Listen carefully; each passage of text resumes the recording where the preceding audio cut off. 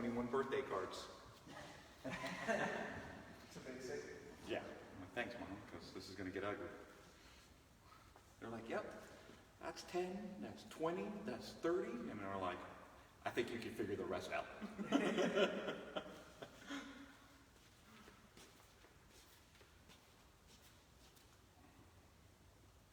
Wow, that's good. That is, man. We should do it every week. It's just right Yeah, next to everything. Yeah. It's actually a good setup. It's like a perfect little setup. All right, we're gonna have a good backdrop. It's almost like I planned this. Mark, good morning. Good morning, Josh. Can you tell it's morning? Like if you were a listener and you were just listening to us right now, could you tell it was the morning time? I don't know. Maybe. I think I mean, we got a little bit of morning voice. Technically, it's always morning when we're doing these. I guess yeah, you're right. But I guess it depends what time you get up, because you get up at 2, that's your morning. Right. But if you get up at 2, I don't we get up might at have to 2. have a discussion.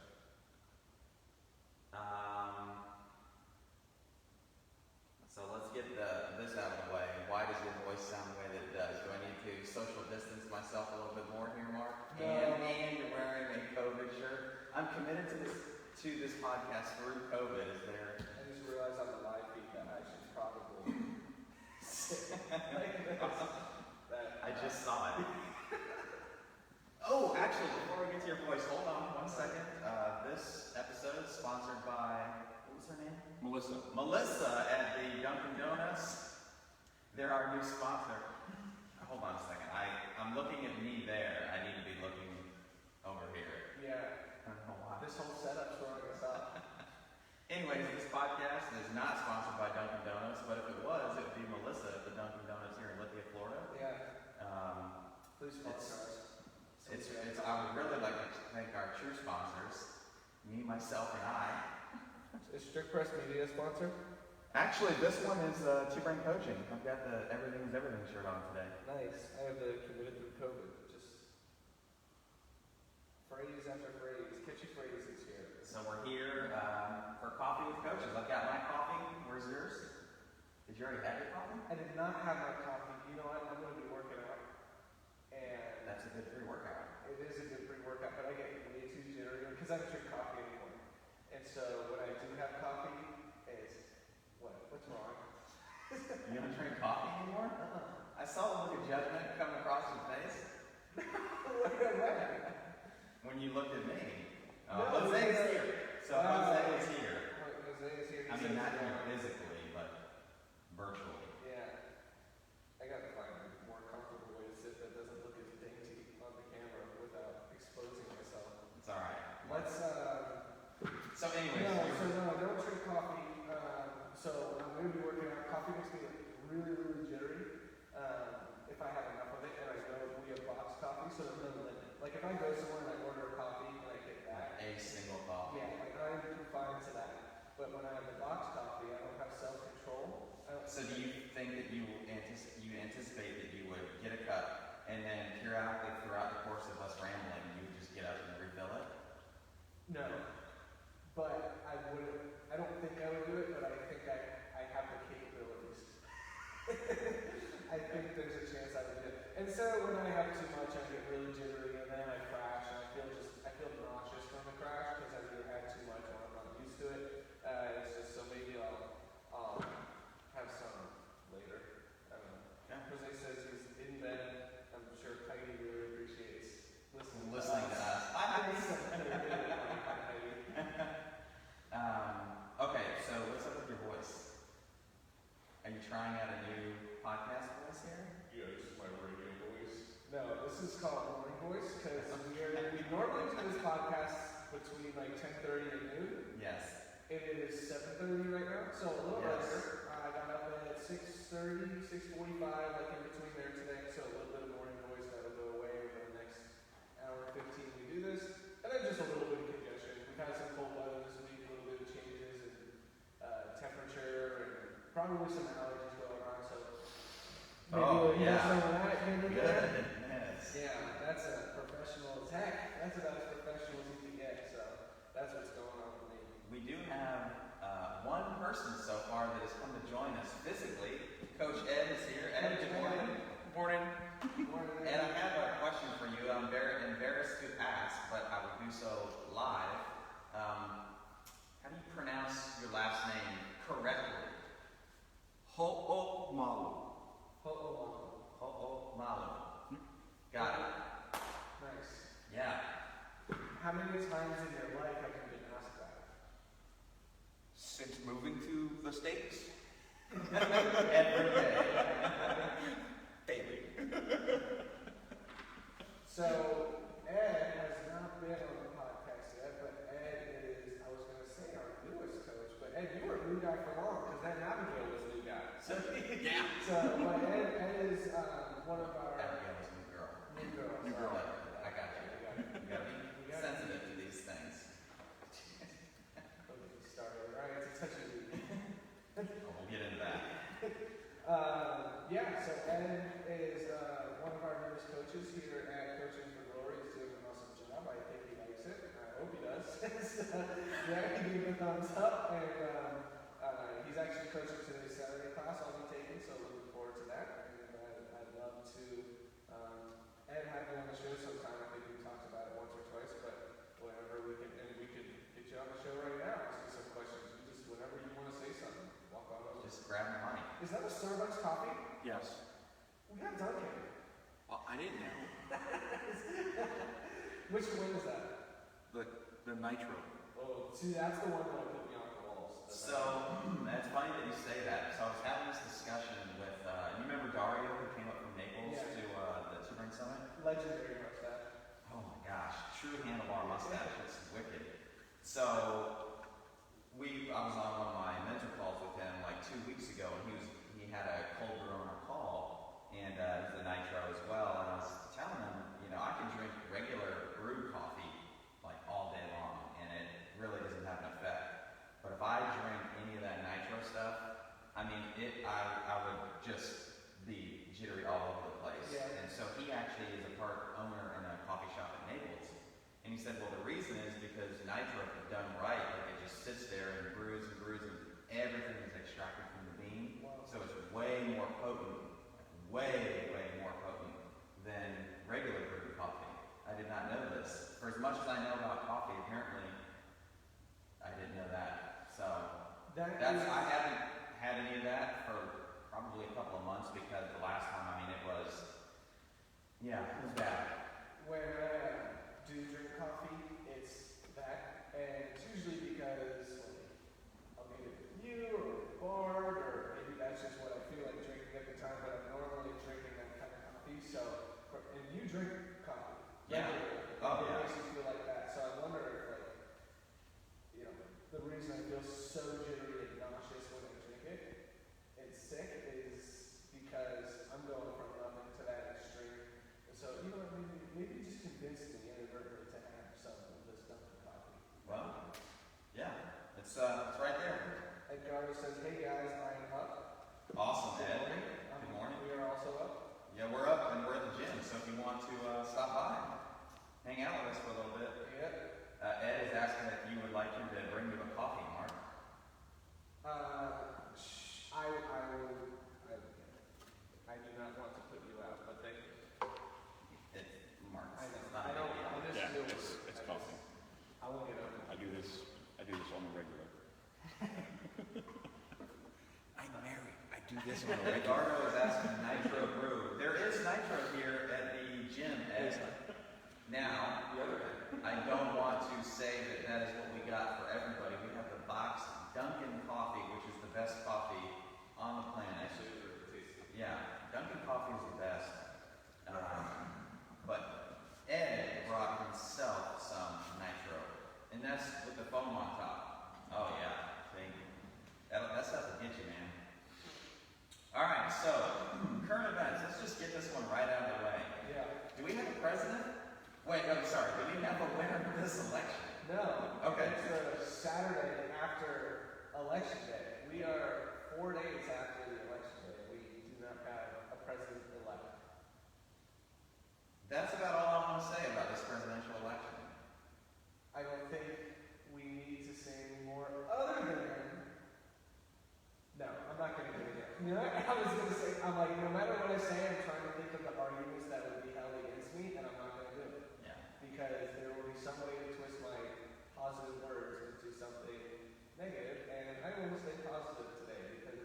I could sense your heart rate elevating slightly as you were gonna go down that road, Mark. But you reined it in. You're growing up. And here's the thing: the longer we ramble on about it, like the higher chance. I can hear your voice. You know what? I'm going for it. But no, we do not have a president-elect yet. I think we have maybe like first or second graders counting and their ballots. You know what I did find fascinating though is Kanye West got like 60,000 votes. Right, I was 59,000 of them. I'm going to jail for a long time. Did you listen to that podcast with him on Joe Rogan? No, was it good? Good in like an entertaining way, not good as in if you say. I was like, there's no chance I'm listening to this. And then I had a couple of friends whose opinion I do respect. No, I feel like I should have. So I had a couple of friends who said that they listened to it and it was actually surprisingly good. Now, I don't know what their threshold for good was in relation to what they expected from this podcast. I guesstimate that it was pretty low, but I was on one of my bike rides a couple of days ago and I was like, well, let me just tune in for the first like 15 minutes because I didn't want to waste my whole ride listening to them ramble on. And we have been known to talk a lot and make a run-on sentence, I would say fairly long. I kid you not, I think I listened to 15 minutes worth and it was him in one sentence. It was unbelievable. Like, the fact that he can trail off and have 12 different stories told in this time period and it's all one sentence. Not a coherent thought though, but it was interesting. I have not finished the whole thing. That's a lot of time. Time's the one thing you can't ever get more of, so that's a lot of time I'll never get back if I really devote. It was like 3 hours. Yeah, you can read a good book in that amount of time. You can read a good book, you can listen to an audiobook, you can listen to a good podcast. I guess the way is like if you're going to listen to a podcast with Kanye West on it, you're going to have to do it for entertainment purposes. So like any sort of time you're going to spend, like if you were, like I know you watch Yellowstone, so like if you want to watch Yellowstone, but instead you're like, I'm going to give up that time to listen to Kanye. No. Yeah, right, so it's like. That is a good way to look at it, is you're trading entertainment. It's not knowledge or useful information seeking. It's like, do I want to watch the Avengers, one of them for the 20th time, or listen to Kanye? I'm probably picking the Avengers. Which one? I know it doesn't matter. Any of them would be better. Yeah. I went to Emily's last night before we went to dinner, and shout out to my girlfriend, my coach Emily. It's her 21st birthday. 21st birthday. I was wondering when we were going to get to that, but yeah, happy birthday, Emily. Happy birthday to Coach Emily. Ed's doing a birthday dance for you, Emily. But Spider-Man Far From Home was on the recent one, and not bad. Is that who's the Spider-Man? Tom Holland? That's Tom Holland. That's a new guy, the new younger guy. Yeah, I think I saw that one. That's okay. I don't know. It's just that it reminded me of what you were saying. But yeah, so you'd rather watch one of those than listen to the Kanye West podcast. Do you like Kanye's music? Not particularly. Yeah. No, I don't. Coach Ed, do you like Kanye's music? Any of it? I like his older stuff. His newer stuff is a little bit too experimental, I'd say. Like he's getting a little, because I think, and this is another conversation, because I know you do like rap music. Right? I do. So I think once you reach a level, who would you say you listen to? Who do I listen to? Yeah, like if you listen to rap music, who are you going to listen to? Well, I don't as much anymore, but I mean, I grew up listening to anything. Oh, hold on, my computer's telling me it's installing something. Can we update it? Yeah. Remind me later to skip this version. So, anyways, that doesn't affect the phone. So I grew up listening to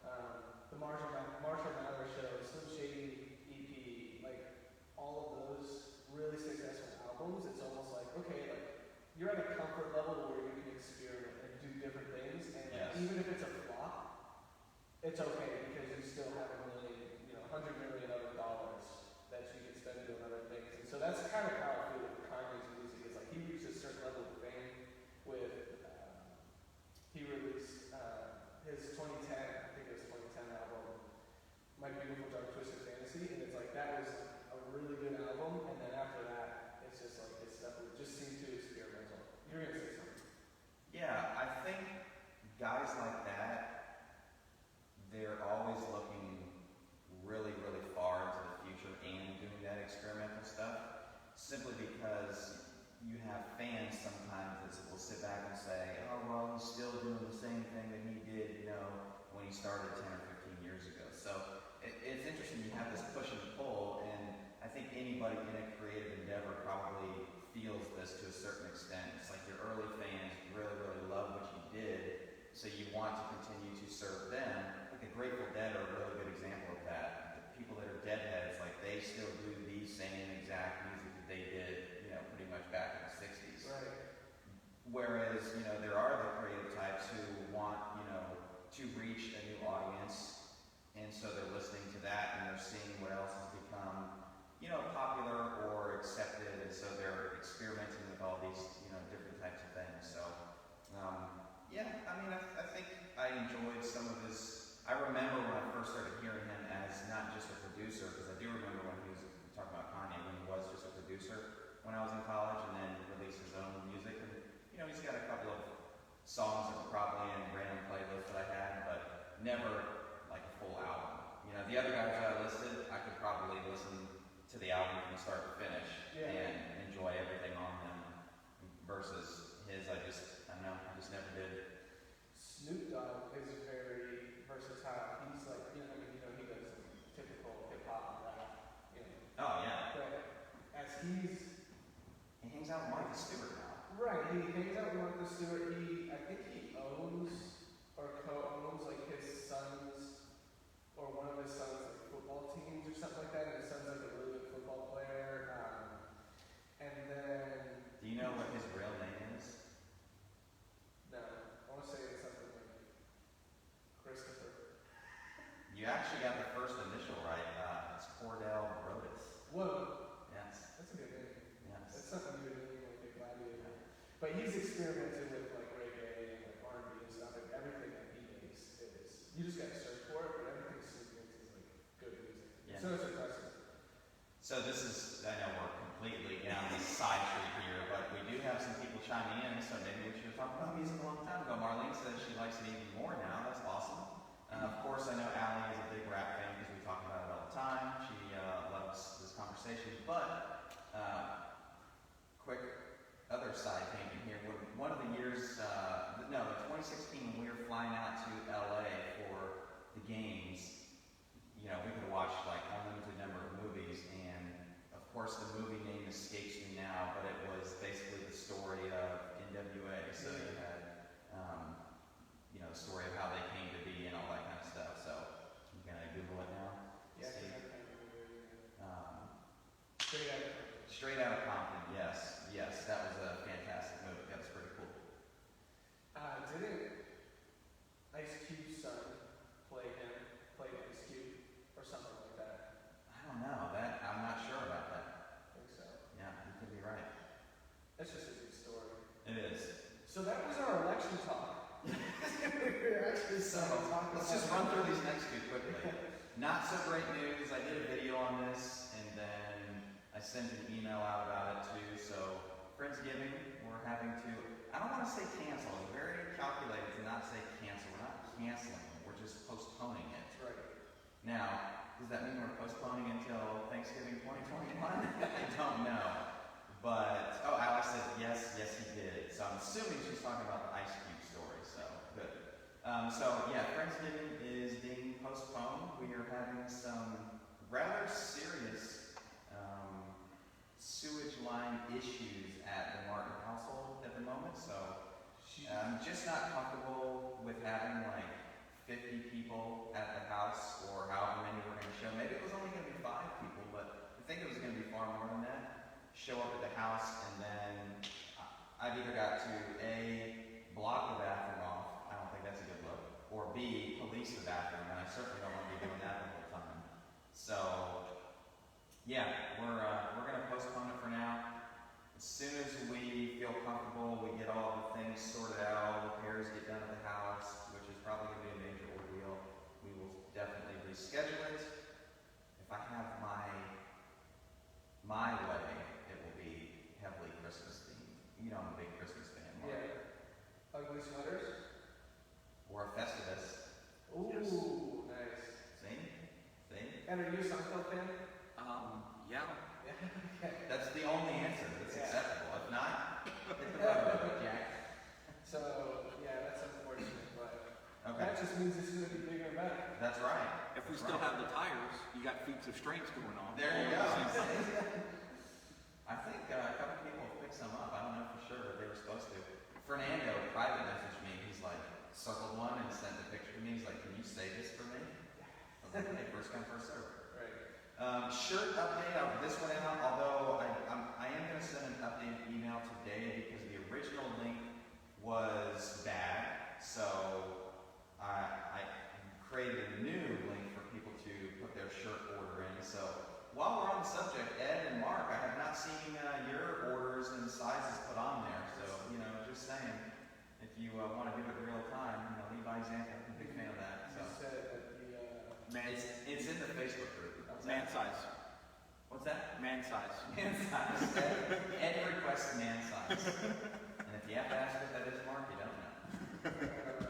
Oh, your extra mediums there, Mark. I prefer a large shirt with medium sleeves. I'm in this really weird phase Bulking? of body composition. Yeah, I call it bulking, where a large looks like it's medium, but an extra large looks like a quadruple XL. And It's like you're wearing a nightgown. yeah, what's it called? A moo. We have now brought the moo into this podcast. This is episode 51. 51, and we have spent 24 minutes of it. I'm pretty much 3 minutes of it being substantial, but that's how I like it. Yeah, so moo.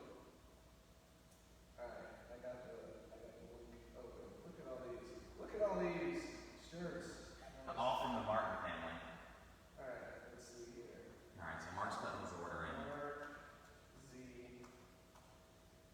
Youth. Okay, I'm gonna reorganize these questions actually.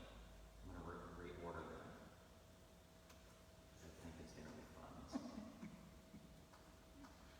We do have an outline actually that sort of keeps us on track. I don't know if this counts as being on. This is what happens when you come in at 7:30 and start a podcast, Mark. Okay. Question number 1. Let's just get into it. You ready? Okay, yeah. What's the best way to prevent injury?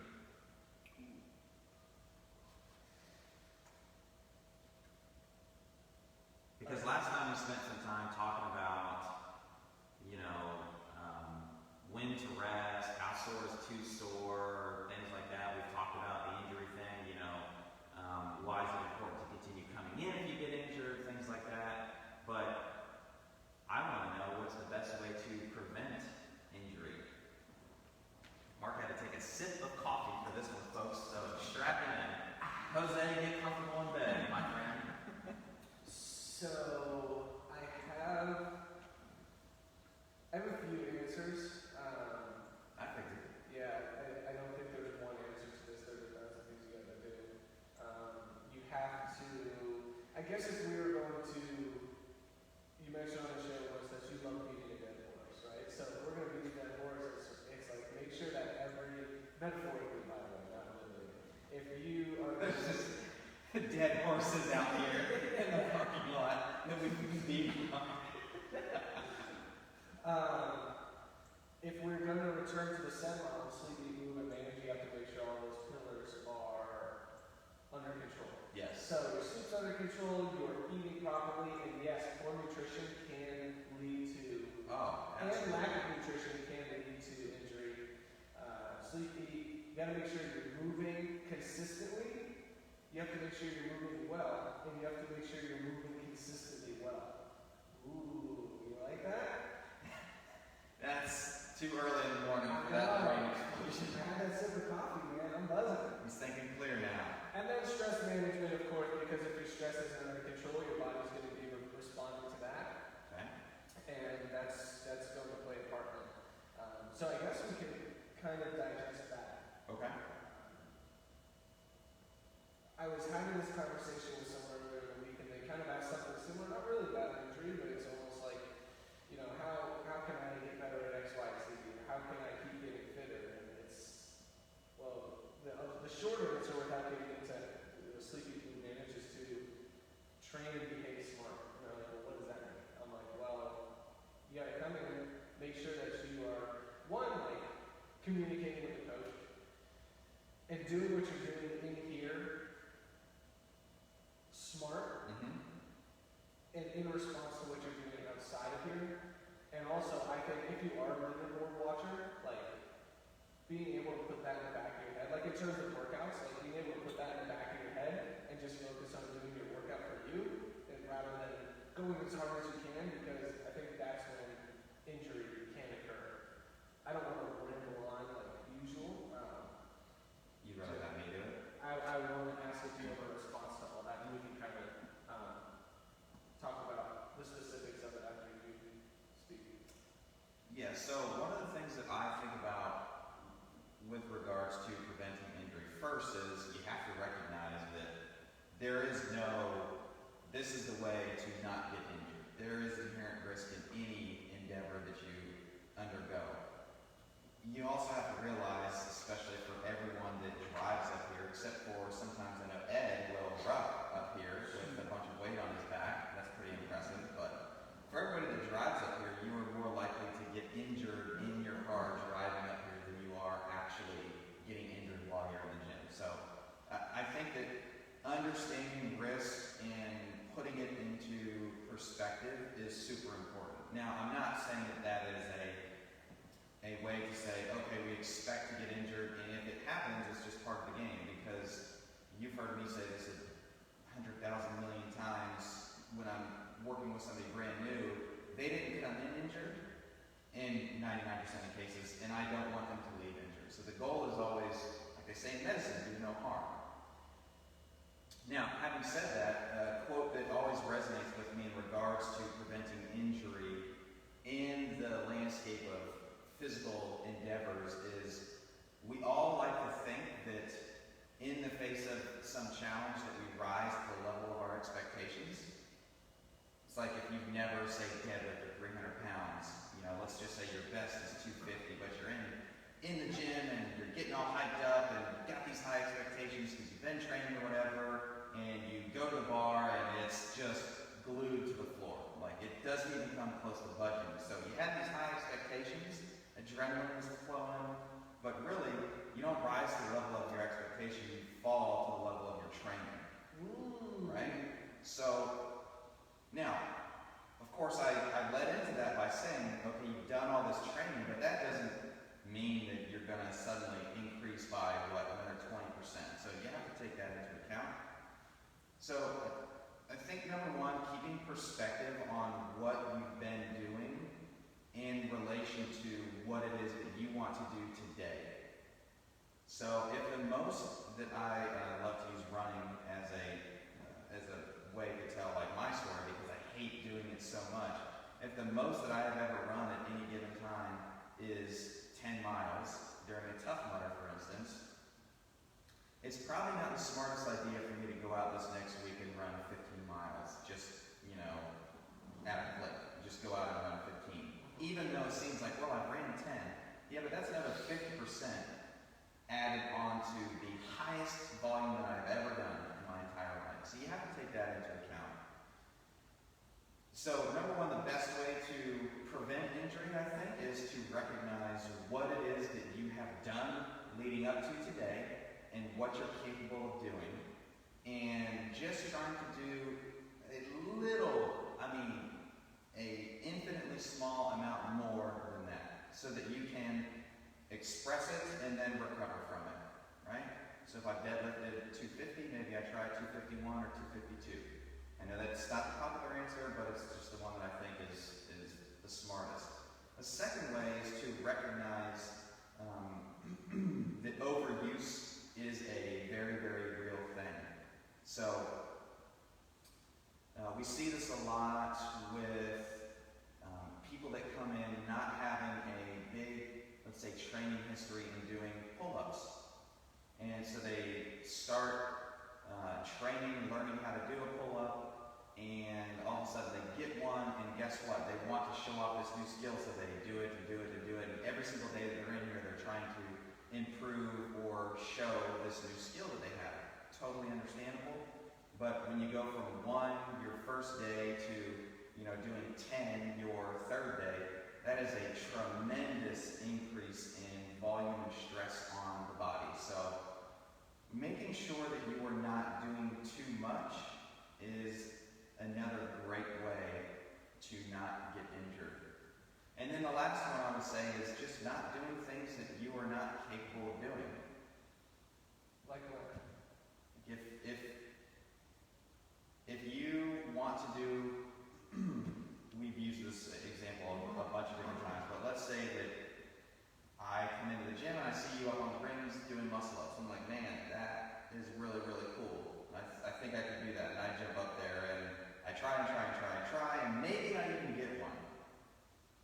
So in theory, I'm capable of doing it, but really I probably just forced myself into this position and kind of made my way through it. Does that mean that I should be doing this in practice? I would say no. So what should I be looking at to say, Josh, should you attempt this new skill movement? Can you do a pull-up? Can you do a strict pull-up? Can you do a dip with just your body weight? The answer is no. Then don't try doing it, because there is so much more dynamic stress introduced in this newer, higher skill movement that if you can't even express the lower skill, less dynamic things, you're just asking for an injury. At what point do you think you can take, so there's a progression to it, right? It's okay, can you do these components of a muscle up? And we'll just use the muscle up as a baseline, but this could go with anything, heavy deadlift, a double under, even something that's running 10 miles, because that's a fairly simple task. It's not easy, but it's, say, run for 10 miles, right? It's fairly simple. At what point do you take someone who can do the components? Okay, so let's start practicing the muscle up now, and taking it a step further. Okay, so you can do a muscle up, right? You can do one muscle up and it looks great, right? And then say a workout shows up with 10 muscle ups in it, 15 muscle ups in it, 30 muscle ups in it. When can that person start attempting that? Or we'll say, 20 deadlifts or 20 double unders. When can they start practicing those things? And again, with the goal of injury avoidance. So if I can do one and I can do it well, the next thing that I want to see, and this is, we're going to remove any kind of fatigue elements from it, right? Like, let's just focus on this one thing. So I've done one. Okay, well, can I do one every 90 seconds and still, even let's just say we're going to go for 5, and still have the 5th one look as good as the first one? And so these aren't like hard and fast numbers, like this isn't, the Bible in terms of how to progress. These are just thoughts that go through a coach's head. So can I do it with full recovery in between attempts? If the answer is yes, then the next thing that I would do is just reduce the amount of rest time, so that the only thing that is getting in the way of you doing the muscle up is the muscle up that you did before it. And so let's just say that we're progressing along and we get to the point where you could do 5 in a row. That's pretty darn good. Okay, so now maybe we introduce some sort of fatigue into the system. So it might be get onto the biker, get onto the assault bike. So we're trying to do something that elevates the heart rate a little bit, but doesn't tire out any sort of musculature that is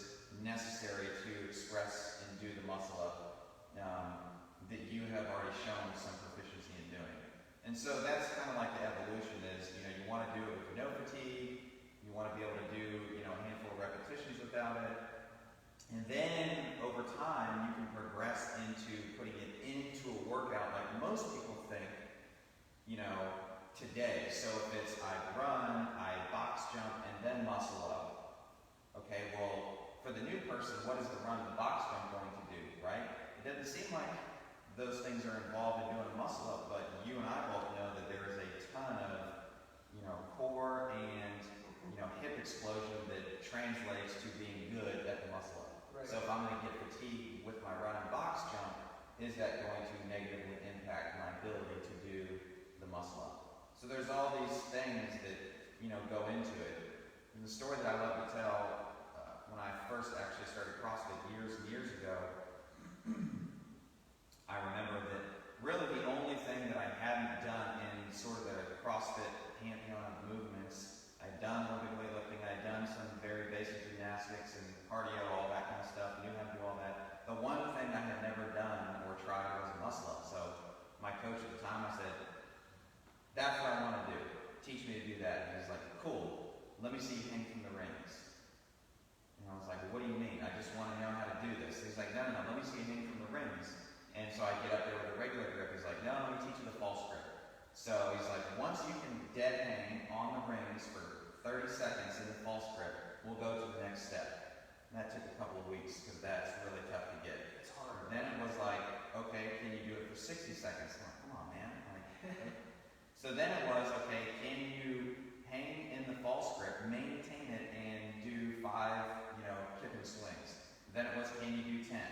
Okay, now let's look at the strength of your dip. So this is a period of 3-4 months before I can ever do a muscle up. Meanwhile, friends of mine in the gym are doing them in workouts, and it's irritating. And he said, don't worry about that. They can't false grip. Give me, several more months of just training these core components of it. Then we'll put the full thing together. Fast forward, let's say, I don't know if it was 6 months or so down the road, it comes up into a workout where we're only doing like 2, and I'm just running laps around all my friends that are struggling because they can't even do the fundamental piece of the muscle up. They can do pull-ups for days, they can do dips for days, but if you can't coordinate it with these basics, it doesn't matter. So, again, that goes back to like, yeah, you can maybe do 1 and you can maybe do 2, but that doesn't mean that you're capable of doing it. I think a lot of people get caught up, like you said, on the flashiness and the irritation they feel when they see someone else doing those things that they can, going back to the original question, is they can put something like a concern for injury to the side, right? So it's, well, I don't want to do this fundamentals right now, like I just want to work on doing the muscle up and then I can work on cleaning them up later. And it's like, well, why would you do it? You don't start a book on the last page and then read backwards, right? It's because it wouldn't make sense. And you wouldn't understand you might understand what's being said if you read backwards and you can kind of backtrack. That's a really good way to look at it, actually. But it's why would you say, okay, like I'm just going to work on getting my first muscle up, right? And then I'll focus on cleaning it up and the fundamentals of the hollow arch swings. Right. That doesn't make sense. And again, muscle up is just analogous for anything else that you want it to be. It can be a movement or it can be anything in your life, but you wouldn't start from the end and work your way back. You don't build backwards. Like you don't build a house. Like you don't build the shell of the house and then go. At the very end, I need the plumbing. Yeah, I feel like that's what they did at my house right now. Well, like, hey, man, all right, let's figure out what this floor plan's going to look like. Let's figure out where Yeah. the bathroom and the bedrooms. You don't do that, right? You come up with a blueprint, and then you do the foundation, right? And I don't know houses, but You're on the right track. Yeah. So the foundation comes first. yeah, so it's the muscle that we're just using as a really complicated analogy to. It's a metaphor for anything, right? Yeah.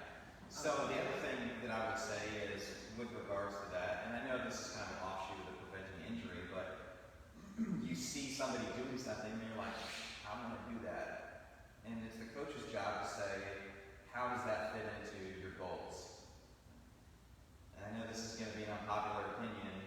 You jumped on a grenade last week with the max effort lifting, so I'll jump on this one. It's like, none of us need to be doing the muscle up, or handstand push-ups, or handstand walking.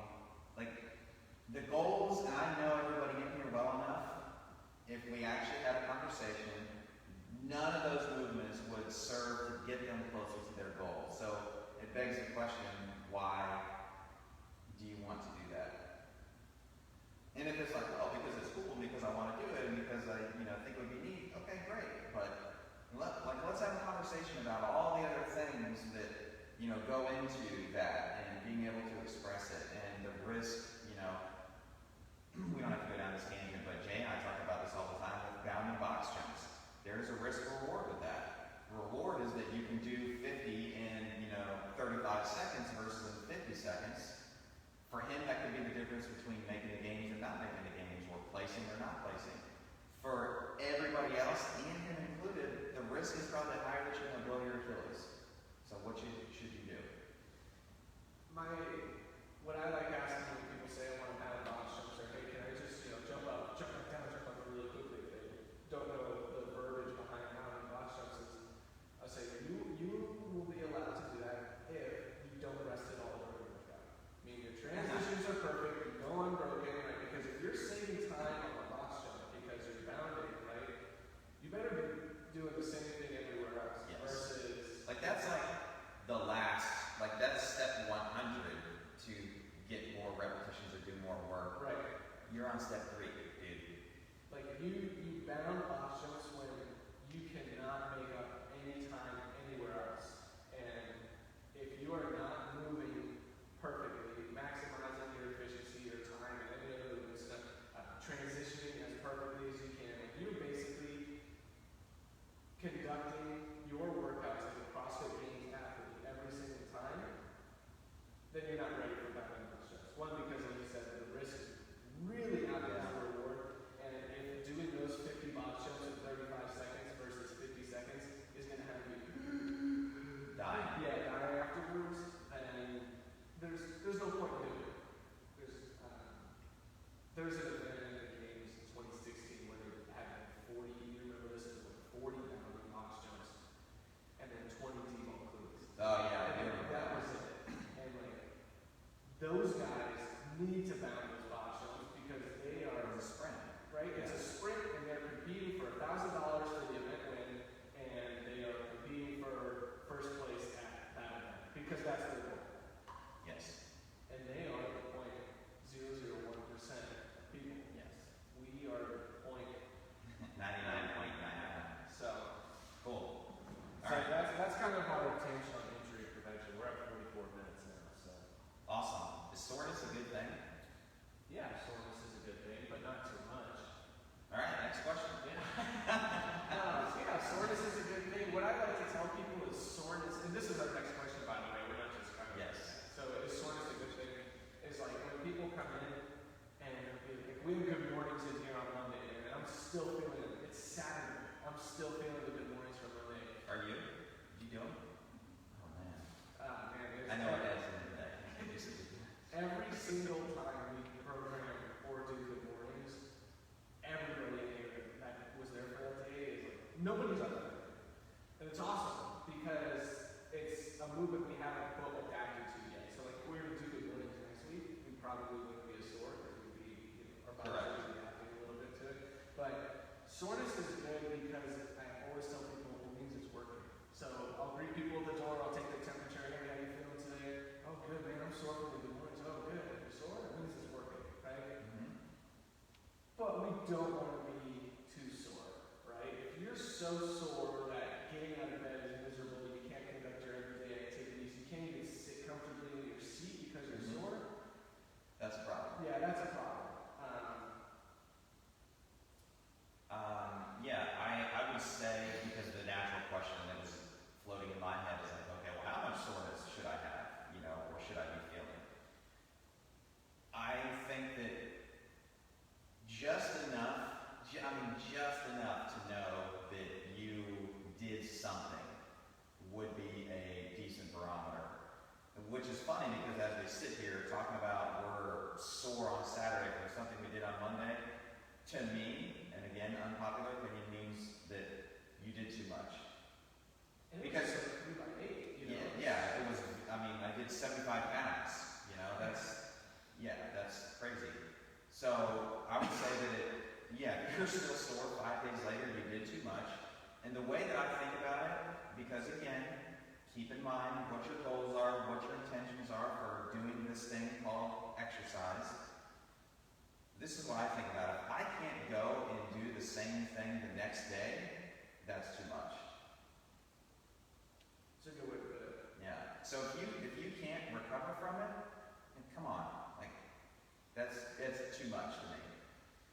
And so when you think about it that way, it's like, okay, well then what should I have done? Maybe I should have done, one set of 8 or 2 sets of 6. So instead of 24 reps loaded, or you can even do the math, 24 times 75, whatever that is, less than that. So what I might actually do next time is not 3 by 8 at 75. Maybe I do, 3 by 4 at 45 and see, like, okay, am I still feeling that? Am I still quite as sore?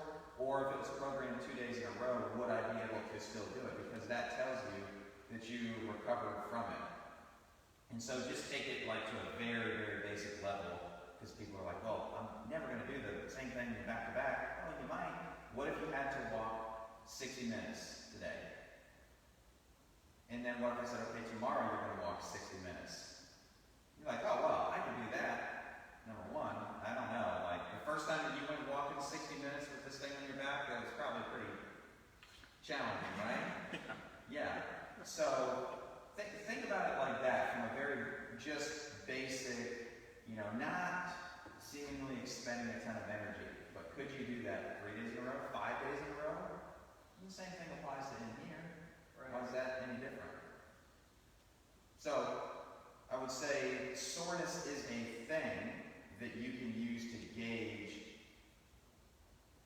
if you've done, I hate to use this, but like if you've done enough. Now, that's not to say that if you're not sore, that you didn't get a good workout, which go back and listen to a prior episode that we did about that.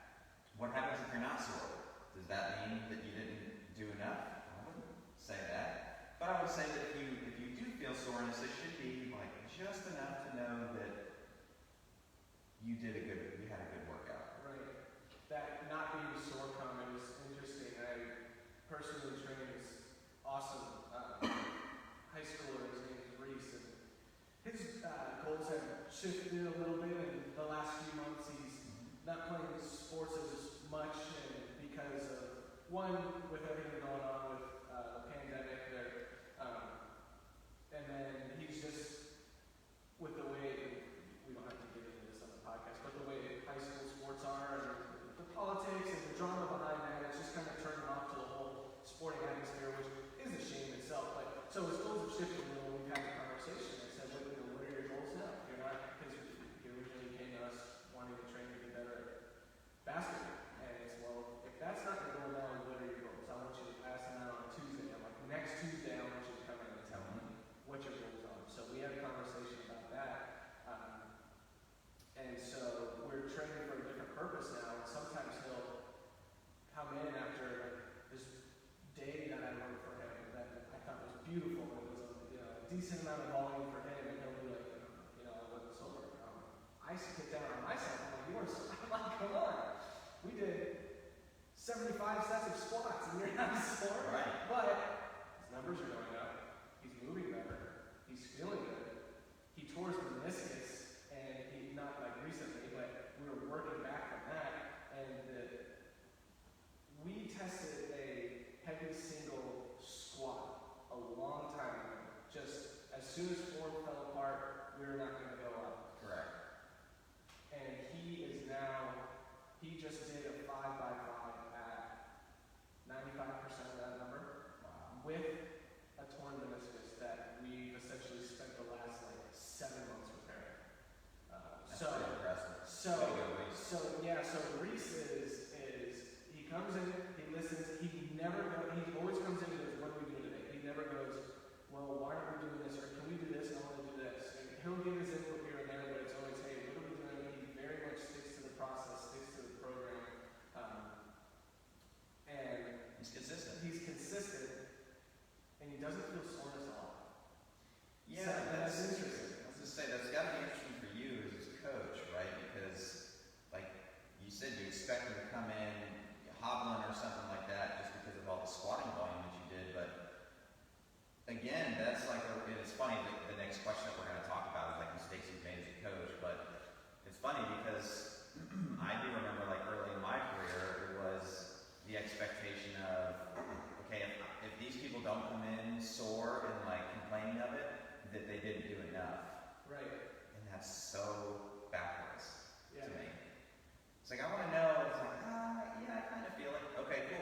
Because what that tells me is we can keep doing this for 50 years. I mean, if you are wrecked, you know this, you've trained long enough, like, you don't want to feel that 5 days in a row. No. So why should you? And that's part of the tough piece dealing with people that really do enjoy exercise and things like that is sometimes they do falsely equate like the level of soreness that they have with the effectiveness of the workout. But if you take it, 3 or 4 or 5 logical steps further, it's like, okay, if that's what you're equating it to in your mind, then should you be going for maximum soreness? And everyone would be like, no, that's dumb, because then I wouldn't be able to physically function. Okay. Well then, let's go back a few steps. How about we keep it to where you can continue to show up every single day and not feel like, oh, my body is just exhausted. I can't do anything for 2 or 3 days. Yeah. Another note, kind of my final note on soreness is, I think it's really important to take into consideration, just like we talked about with the injury question, is volume. So your volume consideration. So if you guys are kind of going back on what I say, if you look at the lot of and you'll sometimes look at workouts with like a lot of wall balls or a lot of like toes to bar or things that will naturally make people really sore. So like the abs, the quads, maybe even lunges. Like, and you look at my notes, it might say there like 72 toes to bar total. Like if I did 6 reps or 12 or something like that. So okay, so or like 90 something toes to bar total. And that's not to say, look guys, I did 70 plus or 90 plus toes to bar. I'm rubbing it. No, it's not about that. It's about, okay, I was, say I was a 2 out of 10 on return to soreness. I could come in and do 20 toes of bar again the next day and feel great. I know that's an appropriate volume for me, and I know I need to kind of do more than that. I also use it to guide programming, but that's a whole other conversation. But I know that if I'm really sore after 72 toes of bars, okay, well, maybe in the next workout, I only need to do 72 or 73 or 75 or 80. I need to do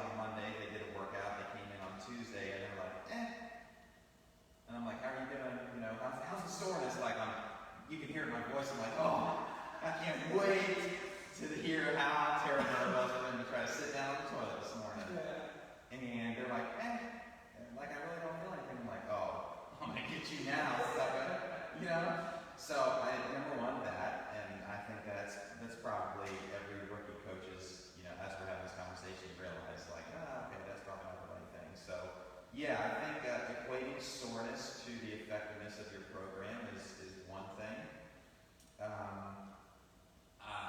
I think a big one was not recognizing the interdependence of the four pillars that we now talk about all the time. And you hear me intentionally talking about it more and more and more is, sleep, eat, move, manage, and the importance that each of them have with what people can express whenever they come into the gym and, the way that they carry themselves in their everyday life. So, when you're young, it's very easy to just be resilient and adapt and be able to perform day after day after day. But, you get older, you mature, you have a couple of kids, you run some businesses, and you recognize that I can't, number one, burn the candle at both ends for very long and be effective and be there for, my wife and kids. And so that personal growth within me has the reason that I'm explaining this for a mistake that I've made as a coach is not taking into account all the other things outside of the gym that can impact what somebody's program should look like inside of the gym. So another one is, and I promise I won't take all the time here, guys. So okay, no, this is good. yeah, everyone wants to do my mistakes. I don't think people think or know that you make. Yeah, if you want a full podcast on that, I can arrange for Manny to be on here and she'll let you know all kinds. That was a mistake, coaching your spouse. Everybody knows that. That's a big mistake if you make your coach is trying to coach your spouse. And if Allie's still on here, she'll probably nod in agreement because I've heard her talk about when Roy tries to coach her. But another one is, and I've talked a lot more recently about this one, is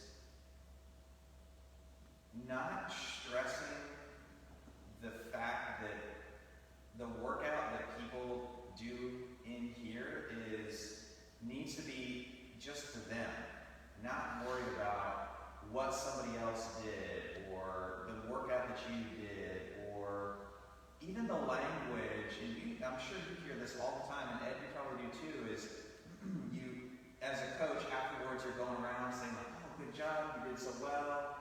Yeah, but I only did. And then they'll say that, oh, well, I didn't do the wall ball, I did the assault bike, or I didn't do the run, or I couldn't jump rope, I had to do this thing. And I know it seems so, silly to even say, well, the language doesn't really matter that much, but it does. That's the story that you're telling yourself. And so why I say that this is a mistake I've made as a coach is to not be more forward and directive, to let people know that no, that was your workout. And you did the one that was right for you. Right. And this goes back to the whole RX thing. And I would say another mistake that I've made as a coach is putting that badge up there that makes people decide, did I do this workout or did I do another one? And then I'll end it here. I think the last one that I've made as a coach is not valuing highly enough the necessity and the effectiveness of much longer, low-intensity work and isolation work. I'm smirking because it's still one of mine. Could you elaborate on that a little bit? So, what do you mean by that? Yeah, so I think it's important to understand that, I haven't just been doing fitness in this area, the way that we run our gym today. So we've been open, we're almost 9 years, so we're entering our 10th year. It's not just been 10 years, so there's another 10 years that I coached and did things in fitness long before I even opened a gym. So my training experience, my training age, so thus my perspective is very different than just what we have historically done for these last 9 years, where it's mostly been high intensity. And so I'm sure that you guys are both very familiar with confirmation bias and groupthink. And so when you're in an environment like this, it can be very easy to just convince yourself that what you're doing is the most effective, the best way to get not just short-term, but most importantly, long-term sustainable results for clients. It's very easy to fall into the trap of, well, you just need more intensity, or you just need to go harder, or you don't need to do stuff for 60 minutes when a 3-minute workout is going to get you to the results that you want. And I know this is probably unpopular, probably surprising coming from me and the background of our gym, but there is a ton of untapped benefit in just doing stuff that gets your breathing rate up, but to where you can still have a conversation. Like, if we were just doing this podcast walking around, you know, and maybe we had a couple of, you know, small Florida-style hills and our breathing rate got up a little bit, but we just had some good, you know, blood flow, that is a workout. Yeah. Right? Now, it's not high intensity. It's not, you know, you're not going to have that huge flood of endorphins and the big dopamine hit, but, you know, the more and more and more that I go deeper into the study of biology, the more I realize, I've probably been wrong about saying that every day you need to show up and go hard. And the blasting me around doing isolation movements when it's quote unquote not functional is really irrelevant, because if we're really being honest with like what functional means today in modern civilization, the three of us are expressing what most people do during the day. So if this is the function that we need, do we really need to be exercising? Like, we don't have to, because of the modern conveniences and the modern way that we live. So when we say like functional movement, it's a really cool, sexy sounding term, but there is a lot of benefit to be gained just doing like isolation stuff for joint health, tendon, ligament, all that kind of stuff. And it's something that people can do every single day. And I think it's up to us as the coaches of, we'll just say the group fitness class and even personal training, to help people understand. So like, it's not sexy or flashy to come in and say, okay, the skill piece today, you are going to do 2, and we actually did this during quarantine, but you're going to do 2 to 3 max effort, chin over barbell, and that's your skill piece. Like, you're going to pull up over a bar, and you're going to do that isolation work. We know that's really good for shoulder health, elbow health, just like you said, the well, you said isolation, but I'm thinking more like isometric, but that stuff is, I mean, it's the same thing. So like upper back development, you know, things like that. Upper back development can help you with posture, by the way. So like, that's our skill piece for today. And people are like, well, where are the power cleans? You know, it's like, where are the power clean? And I really like what you said about the walking example, because I use my mom as an example a lot on the podcast, but like, she just finished I guess you could call it like a program, or we were talking about this a little. It's called 75 Hard. You might have seen it on Instagram or on Facebook or heard about it, but it's basically 75 days where it's almost like a challenge, like a 75-day challenge, where you just kind of start whenever you want and you finish after 75 days, and it's things like read at least 10 pages a day, get X amount of sleep, drink X amount of water, follow a certain diet, and one of the things is do 45-minute exercise bounce a day. So she would come in and take a group fitness class, that'd be one, but more often than not, she would walk in the evenings. And so I think a lot of people say, oh man, it's just walking. That's not really a workout. Again, you would know, throw on a rut. Don't even throw on a rut, or walk at a moderate pace for 45 minutes, and you're going to feel your heart rate elevate. And I found this out the hard way when I said, Mom, I'm going on a walk with you tonight. And she's like, okay. And we headed out, and I'm walking pretty slow, and all of a sudden she's like taking off. And now she's not fast walking, like pumping her arms. Yeah, but she's walking at a brisk pace. And I remember the first 5 minutes, I was trying to have a conversation with her, and I was super shocked at what her heart rate was doing. And I was like, Mom, we're just walking. I'm like, can you relax a little? She's like, this is how fast I go. If you don't like it, don't. And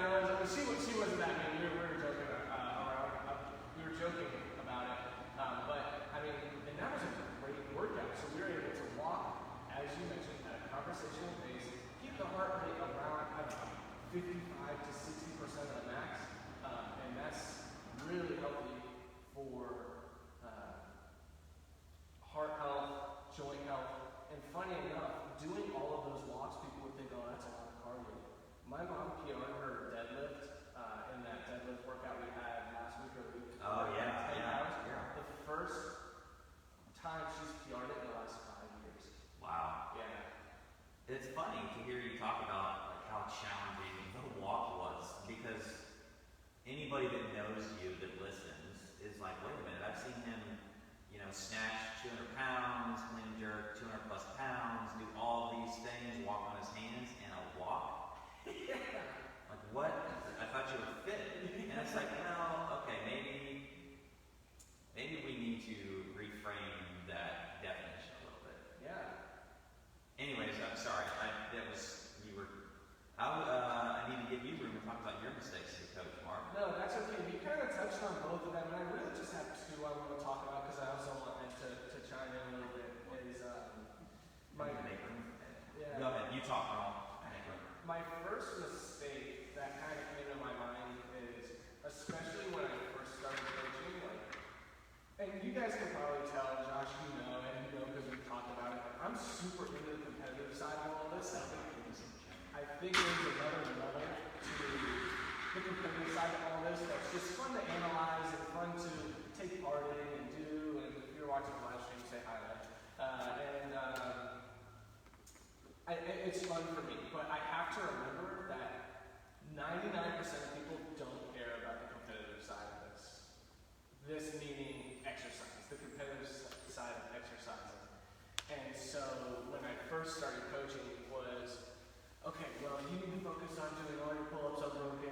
Oh, you've never done a pull-up in a workout, you've only done ring rows. Okay, well, let's get your first pull-up in this workout, and you're going to do them in the 21-15-9. So it's getting my goals caught up with everybody else's workouts. And I think that was and can be a huge mistake, because most people don't care about being better at exercising. They just care about exercising. Now, of course, you come in and you kind of see the flare in people's eyes and say, hey, well, I kind of want to get pull-ups. It's like, okay, well, we can work on that a little bit, but in the grand scheme, it doesn't fit in your overall goals, and that's fine too. It's like, hey, maybe when you're in here, you just want to get a little bit better than you were last time, and that's one, I think, necessary, and two, that's okay. But most people don't care about being competitive, right? So getting caught up in that. And then, Josh, you mentioned intensity a little bit. Is the second one that popped in my head until you stole it, is getting caught up. Yes! Getting caught up in intensity and thinking that it's 100% necessary to reach a heart rate of 180 or 200 or be laying flat on your back after the workout, or having your watch telling you you burned 600 calories in that workout, which again, I kind of jumped on that grenade a few weeks ago. But it's getting caught up in the intensity and thinking it's necessary to achieve fitness or achieve wellness, we'll say. Meaning, yes, like, we don't have to do, a good example is, I personally train a number of clients here, and I used to train a baseball player today, and I think there is something to be said about different energy system development, different levels of it. So, training the 3 different systems. But Gabe didn't have a lot of business doing assault bike sprints more than once every 3 months. But Gabe would work on the assault bike a lot. And it was when I first started training him, and you're just trying to feel it out. But what Gabe needed, because he's a pitcher in baseball, is he needed something like, for example, do 1 rep, right? Do 1 really fast, speedy rep and rest 30 seconds. Just like a pitch, right? Do another fast, speedy rep, rest 30 seconds. So that's how specific you can get.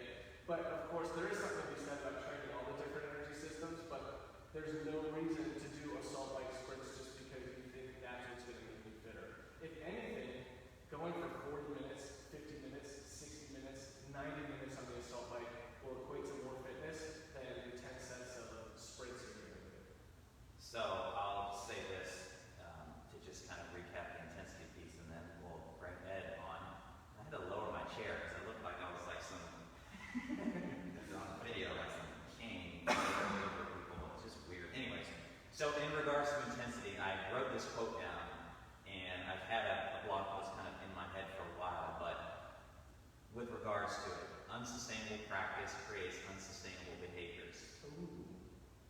And so I really think about that a lot whenever I'm in here. And really, it could be, right, a metaphor for anything in life. But if you come in here and the pace that you are going at is wholly unsustainable beyond the 3 or 5 or 10 minutes, like, well, then that's the behavior that you're never going to adapt to that. It's never going to be sustainable. And that can be with any practice. It's seen in the January 1st jump that a lot of Globo gyms have seen in the past, where it's like intensity. I'm going to go every single day, and so maybe they go 30 days in January, but statistically, 90% of those people are not ever going to go back for the rest of the year. Right. Whereas if it was consistency and sustainability, and maybe I just go 2 or 3 days a week, I could maintain that for the whole of the year instead of 30 days, the first month, and then I never go back again.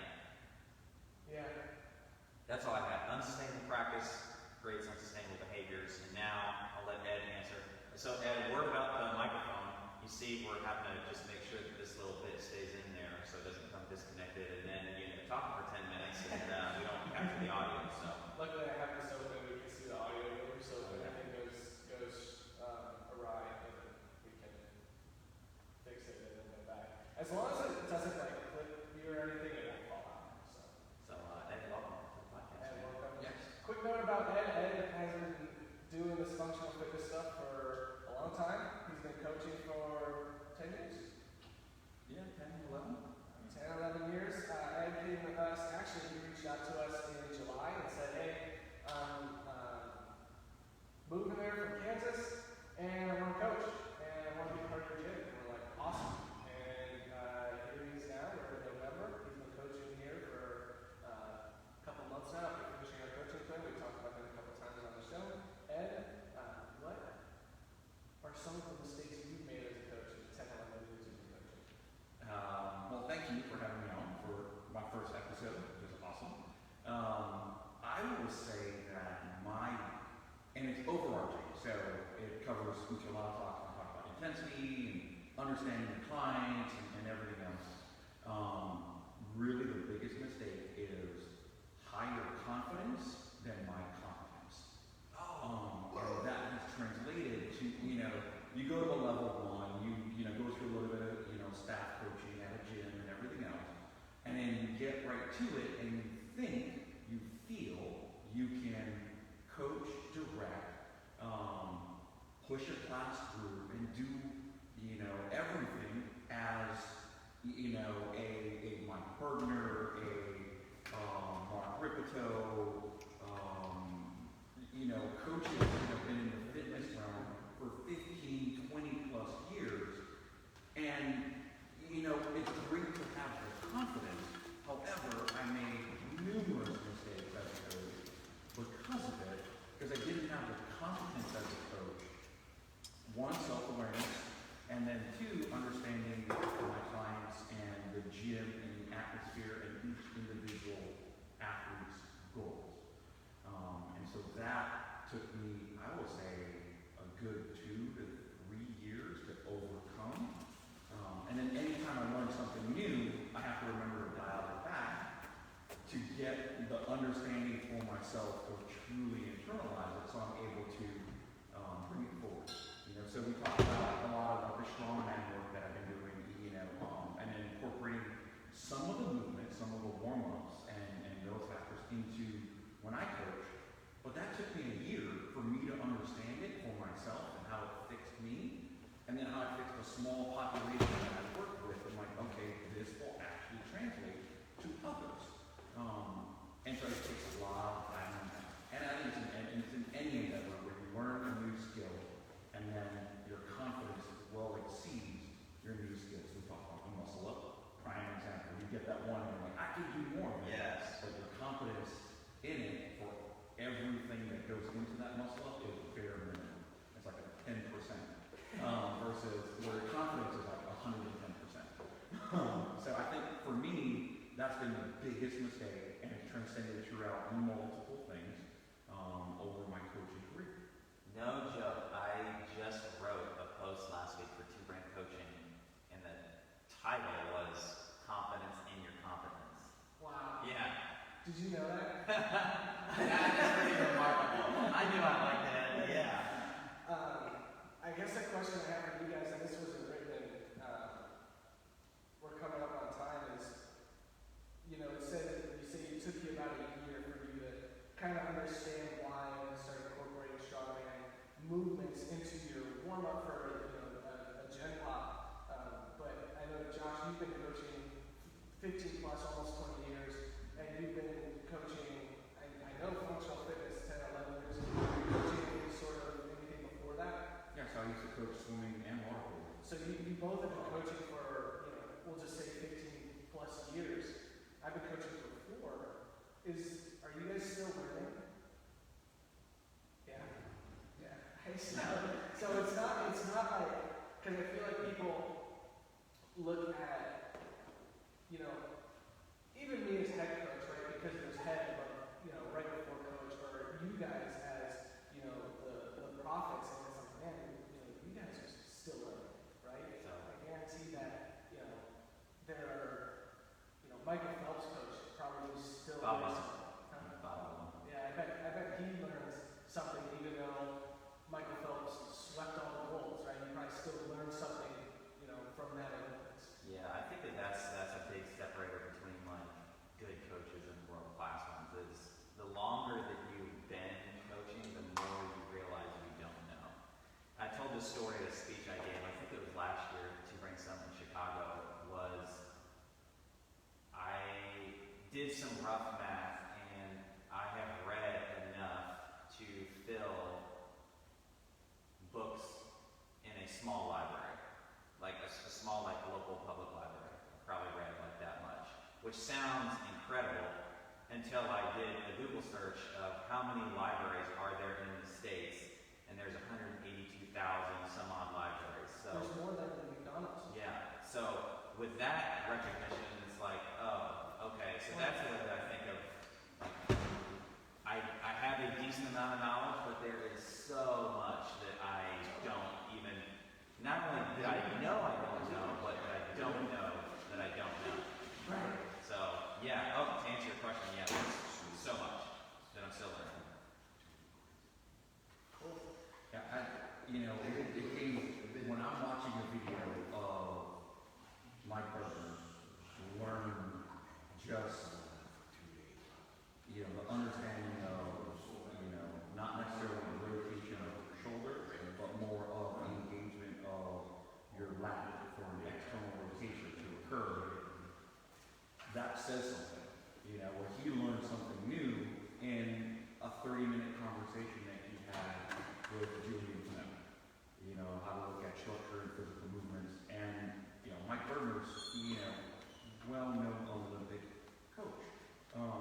And he still learned something in a 30-minute conversation with someone. Right. You know, and I'm like, okay, and I'll watch podcasts, I'll watch, you know, listen to podcasts, I'll watch videos, and, you know, I'll read books and constantly try to learn. I'm like, okay, that's a new way of looking at a different problem set, or understanding physical movement, or anything else. I will say, you know, doing the two-brain coaching, I'm like, where was this 11 years ago when I started?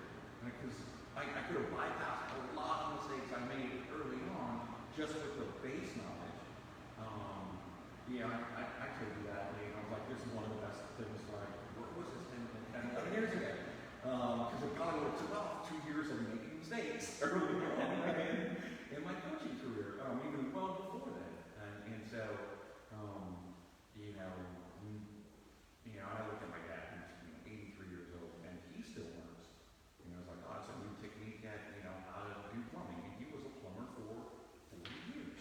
You know, it's like, oh, it's a new technique. Try that now. And then we go try it out at the age of 83 because he's crazy. But, you know, I think as a coach or anyone, is the constant learning, and then the application of the learning over time to internalize it before you bring it out into a group setting or to a one-on-one client is so critical. And that was a mistake. Again, a mistake I made early on, and I try to remember that as I do things. You know, it's cool. It's like, oh yeah, I just learned this new thing, and you mess around with it, but it's once you really internalize its benefits, or maybe not for you, then you know you have to let it go